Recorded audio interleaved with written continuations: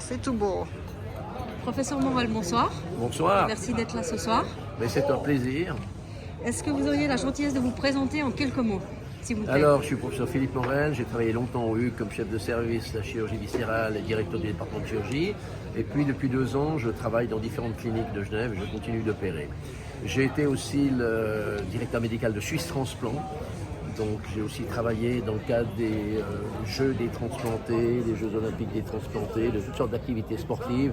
Et j'ai toujours été très impressionné parce que les personnes qui, j'allais dire, ont un handicap, mais ce soir, on a l'impression qu'il y en avait point de handicap, de ce qu'ils sont capables de faire, de la volonté qu'ils ont, de l'énergie.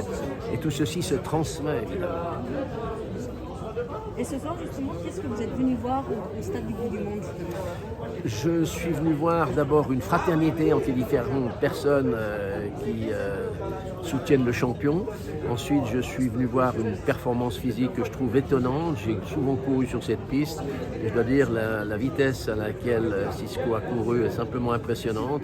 Les conditions dans lesquelles il le fait sont remarquables. Donc ça donne de l'énergie, ça donne de la vie.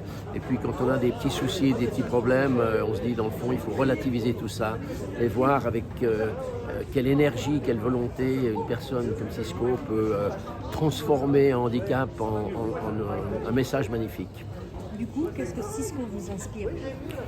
Il m'inspire d'abord de l'admiration, ensuite le courage, la volonté, le sport, bien sûr, les qualités du sport et une grande chaleur humaine. Et avec quelle énergie vous allez repartir ce soir pour votre prochain rendez-vous? Alors, écoutez, je pars en me disant que ce que l'être humain est capable de faire, malgré parfois des difficultés physiques, parce qu'on n'ose plus parler de handicap quand on voit ce qui s'est passé et la performance, mais ce que l'être humain est capable de faire est simplement extraordinaire. Extraordinaire par les gens qui ont un certain handicap, utilisons quand même le mot, et la manière de le surpasser, et puis aussi par l'enthousiasme qui est autour de lui, par la volonté de le soutenir, par la volonté d'aider, puis de symboliser cette espèce de fraternité entre les êtres humains. Et je pense que dans les conditions sanitaires actuelles, on en a bien besoin. On en a énormément besoin et on ne peut pas s'empêcher de penser à tous ceux qui actuellement souffrent dans les hôpitaux et ailleurs de cette maladie virale.